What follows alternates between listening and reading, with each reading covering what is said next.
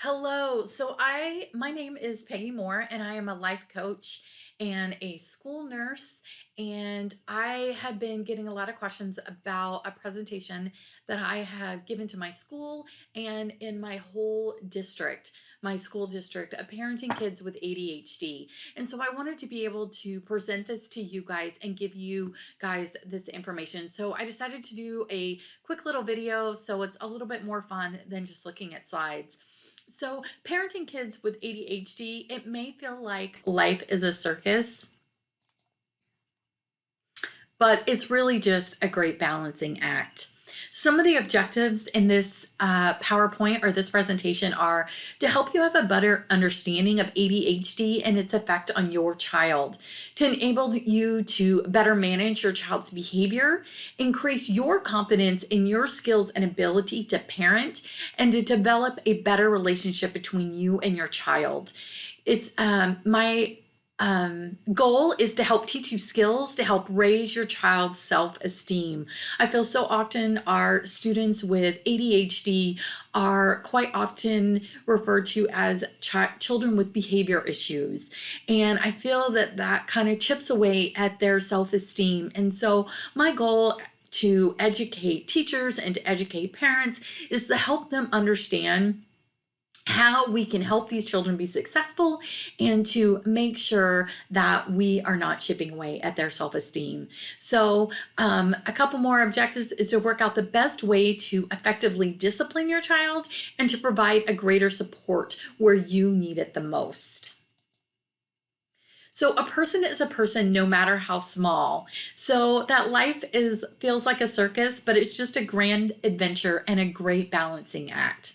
So taking a look at this picture of this young man in this wheelchair, would you say that he has a disability? Most people would say yes, that he has a disability because we can see it because he's in a wheelchair.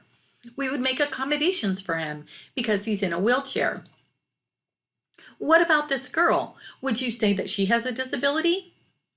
Well, we don't know, right? Because we can't see anything. And so that's the thing with things, diagnoses like autism or ADHD. We can't see those disabilities, but we need to be able to accommodate for them and help these children overcome these challenges and obstacles in their life so that they can be successful. So parenting kids with ADHD. So your child was diagnosed with ADHD. Now what? So we can choose to be upset about this. We can choose to be critical. We can choose to apply more rules and be more strict and make no allowances. Or we can recognize that we can work with this. We can accept it. And we can take just a little more time to help our children learn how to adapt in these social situations, how to adapt academically, how to control their emotions, and help our child feel valued. So attention deficit disorder, I need to go over kind of what it is and what it isn't. So attention deficit hyperactivity disorder, or ADHD, is a complex brain disorder. It is not a mental health disorder. It is a development impairment of the brain's self-management system, or the executive functioning part of the brain, which is in the prefrontal and frontal cortex, and we're going to talk about that. It is not a specific learning disability, but there are some learning disabilities that can be associated with it. It is not caused by bad parenting. It is not because of too much sugar. It is not because of too many video games. Now, we do know that eating excessive amounts of sugar and playing video games for a long period of time can affect the brain, right? They change the brain chemistry, they change the brain wiring. And so we know that those affect kids of all ages. And they can have a more profound effect on a child with ADHD, but they are not the cause of ADHD. So please know this. ADHD is a brain-based biological disorder. There are no correlations between IQ and ADHD. In fact, there are several well-known people that have high IQs and also have ADHD. There are also many people that have been very successful that have ADHD. It's just teaching your child how to manage their different brain. So I love this quote from Ross Greene: children do well when they can. So I think of ADHD as the brain is like a Ferrari engine, has all this power and is ready to go, but it only has bicycle brakes. And think about that. We just need to help them manage their Ferrari engine, right? One of the things with ADHD is many of these kids can be hyper focused when they find something they want to do. And this unique ability to focus wholly and completely for hours on end is a superpower. And that's what we need to do, is help them learn their superpowers. So there's three main types of ADHD: primary impulsive hyperactive, primarily inattentive, distractible, and combined. So the primary impulsive hyperactive is that kid that can't sit still. The kid that's always looking at everything that's going on, that can't really focus because outside the window there's some leaves blowing around. And over there's a streamer on the wall that's next to the air conditioner, and so it's moving back and forth. And it's very distracting and hard to pay attention. Or we have primarily inattentive and distractible. So inattentive is that child that daydreams a lot. Maybe the teacher is giving instructions and they're just simply overwhelmed. And so they kind of tune out and they start thinking about something else and they don't get those instructions at all. That's being inattentive. Those kids can also have combined of these types of symptoms. Individuals with ADHD are just wired differently. Their brain is just wired differently, and we just need to help them figure out how to take all that different wiring and do what they need to do. So, signs and symptoms of ADHD. So, if your child maybe at school was having some difficulty, or you talked to your physician or your family practice doctor about some of the difficulties your child was having, and they thought that your child might have ADHD, they might give you a checklist that looks similar to this, because a child can be diagnosed with ADHD if they exhibit at least 6 of the 9 symptoms for 6 months or more in 2 different settings, and it interferes with the child's functioning or development. So your child is having these difficulties at school and they have these difficulties at home, and it's affecting their academic learning, or it's affecting their behavior, it's affecting their emotions, they're having emotional meltdowns. So it's affecting their functioning and their development. And I'm sure you've seen these before. Fails to give attention to details, difficulty sustaining attention, so that teacher's talking and giving instructions and they're unable to focus or pay attention or regard that teacher, and so they miss some of the instructions. They don't seem to listen, so we don't know if they're listening or not, but maybe they're not listening because their mind is off wandering. They don't seem to follow through. They have difficulty organizing tasks. They avoid tasks that require sustained effort. So they know that the teacher wants them to do this project that's going to take a month or take a week, and they kind of avoid it because they are overwhelmed by it. They frequently lose things. They're easily distracted. They're forgetful with daily activities. They fidget. So those kids that just can't sit still. I had a kid in my office this past week that we were talking about something really important, and he couldn't sit still. He just kept fiddling. So I gave him a little one of those clippy things that you put on papers. I can't remember what they're called, but he was able to sit there and play with that, and it was able to calm him down, and he was able to talk. So give them those things to fidget with if that's what they need. Kids with one of the signs and symptoms may be leaving their seat at inappropriate times. And we know in an academic setting, this may not be appropriate. And so they may end up getting in trouble. And so there's that little ding to their self-esteem. So we want to be able to help them and teach them what those inappropriate times are. They may run or climb often when it's inappropriate. They're unable to play quietly, difficulty being still. They talk excessively. They blurt out answers, or they interrupt others, and they have a very difficult time waiting their turn. These are all signs and symptoms and things to look at in your child. And if your child has received a diagnosis of ADHD, or they're looking at that, these are some things that they will look at, some signs or symptoms. So I want you to stop and think about for a minute, when was the first time that you noticed that your child was having difficulty with inattention or hyperactivity or impulsivity? So what are some primary activities where you notice this the most? So, kids with ADHD struggle with executive functioning, sensory dysregulation, emotional regulation, and social skills. And some of these seem like really big words, and I don't know if you know what they mean, but we're going to talk about them because these are the skills that kids struggle with. But you know what? They're all skills that we can teach. So, kids with ADHD struggle with executive functioning skills. Executive functioning, I told you, is that prefrontal cortex, the frontal part of the brain. It's the part of the brain that analyzes tasks, planning. It helps to organize steps and develop timelines. And it teaches you to, it looks at a situation, it can just adjust those timelines.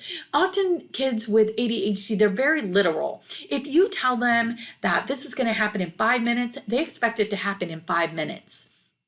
Often you with kids with ADHD, you tell them to go do this project or do this thing, and they are super overwhelmed because it's all jumbled because they have trouble organizing those tasks. So it's our job as parents and teachers, as the school nurse, to help that child learn some skills to organize those tasks, to help them, whether it be a checklist of things to do, whether it be a picture of transitions. So in the morning, we're going to have breakfast.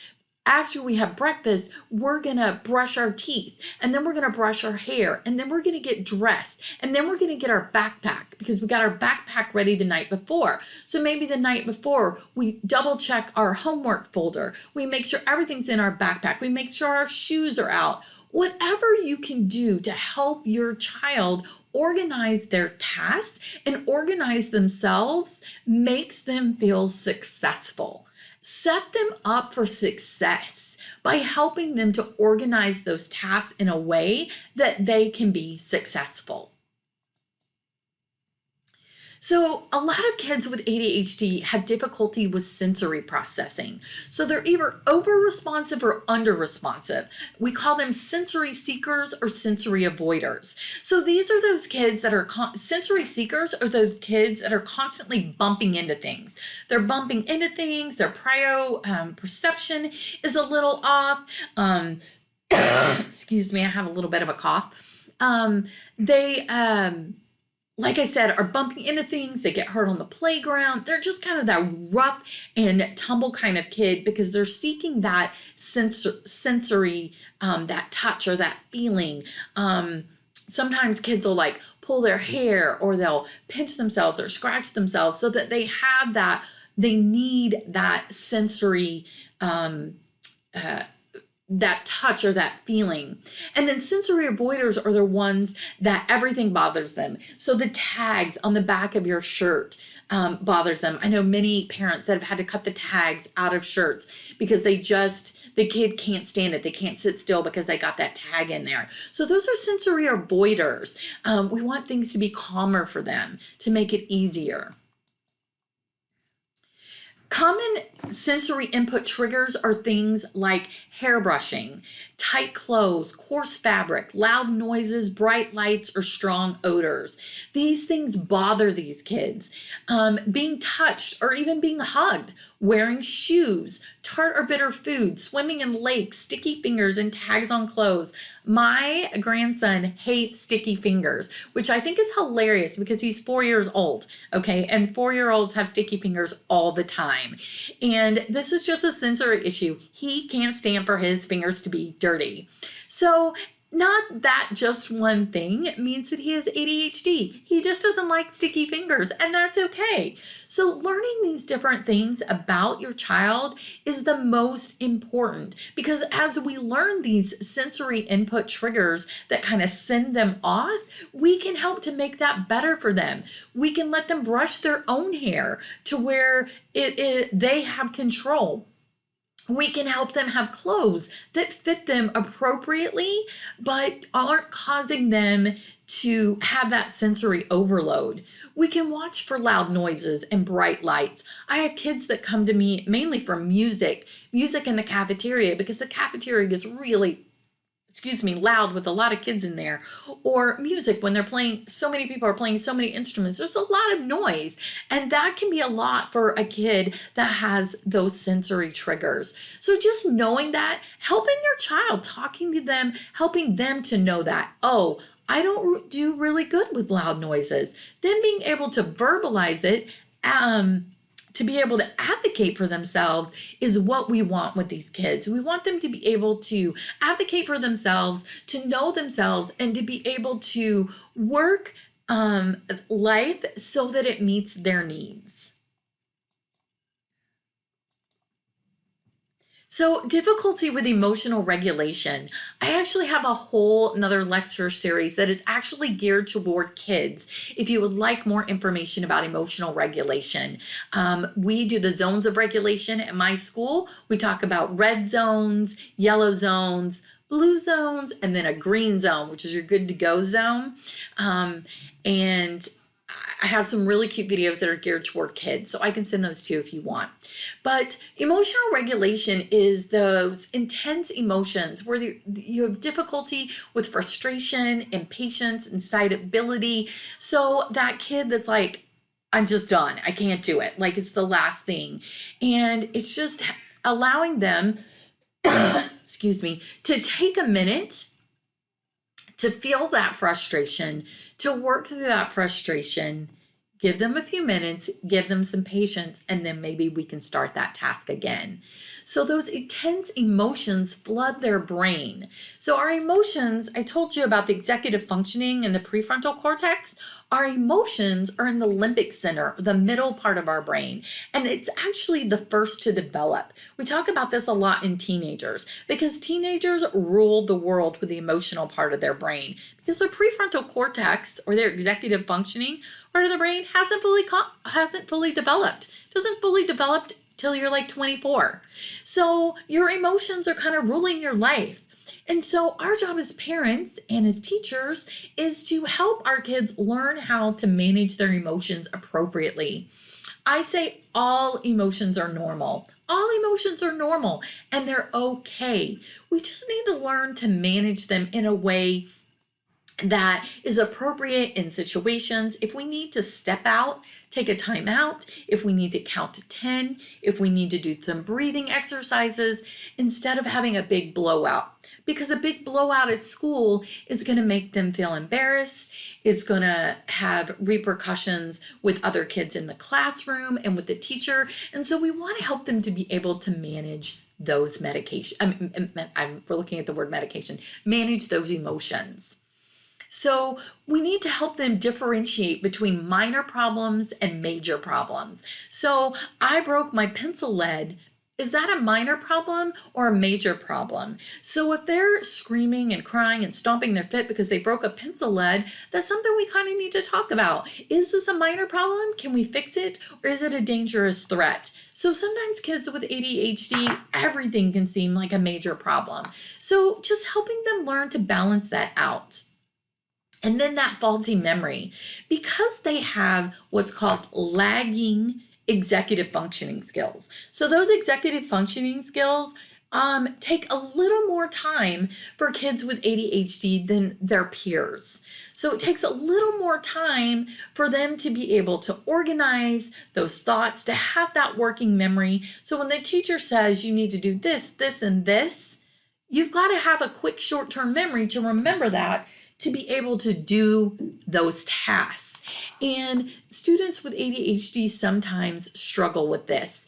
And so helping them, instead of being angry, instead of checking out, which we see a lot, that just check out, say, I'm just not going to do it, or getting angry or frustrated, let's show them how to manage those emotions and how to organize that. So maybe when the teacher's saying it, they need to also write it down. Whatever works for them, it's helping them figure out how to make things work for them. So often kids with ADHD struggle with social situations. They struggle with social anxiety, that rejection sensitivity dysphoria. So this is actually because students with ADHD are constantly told, sit down, be quiet, do this. Oh, you didn't do this. And quite often, we discuss behavior issues with students that have ADHD. So they feel that. They start to feel that rejection.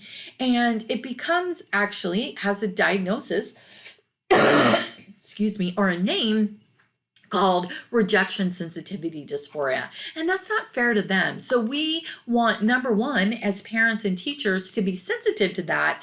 But number two, to help our child know that they are okay, they are valued, and that they can be successful. We want to help them with their self-esteem and their self-confidence, that they shouldn't feel shame because their brain works differently from somebody else's brain. Because you know what? Everyone's brain works differently. Inflexibility and intensity and that seemingly lack of emotion are all things that students with ADHD feel. And so our job is to help them overcome these feelings.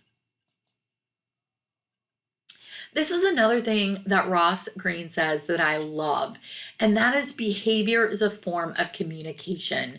So think about when you get upset. Think about maybe a day when you didn't get enough sleep and you didn't have time for breakfast. So you get into work and you have an immediate meeting, and then something else goes on, and you just feel like your nerves are fried, and someone comes in and sends something to you, and you just snap. You just snap at them because you haven't taken care of those basic needs. Number one, sleep. Number two, getting the food and nourishment that you need. Maybe that little boost of caffeine for the morning, because we all need that, right? But that snapping, that other person gets upset about, but that was a form of communication. That was a form of communication of, I'm tired, my needs haven't been met today, and I'm short-tempered. And that's what all behavior is. No matter what the behavior is, it is a form of communication. If we just remember that when working with our children, we can help them better. So this week was going over things just really fast. A lot of these things over the next 3 sessions, we're going to dig into a little deeper. I wanted to kind of give you a broad overview. We're going to go in deeper to executive functioning skills and what exactly you can do for your child. We're going to go into those social skills and what exactly and how exactly can you help your child with social skills. And we're also going to talk about emotional regulation. How can you help your child with emotional regulation? So please watch the next videos. Like I said, this is just an overview. Join us in our next video and we'll talk about creating an environment for your child to thrive. Finding the why of a behavior. So if behavior is communication, what is it communicating to us? We'll talk about executive functioning skills and the struggle that our children with ADHD have with those executive functioning skills. We'll talk about transitioning, moving from home to school, from school to home, different transitions that they make it during the school day, and how that if they aren't prepared for those transitions, it can cause a meltdown, right? We're going to talk about some fun ways to teach executive functioning skills, some more on sensory, and then we'll discuss some things for the next video, which is on positive parenting.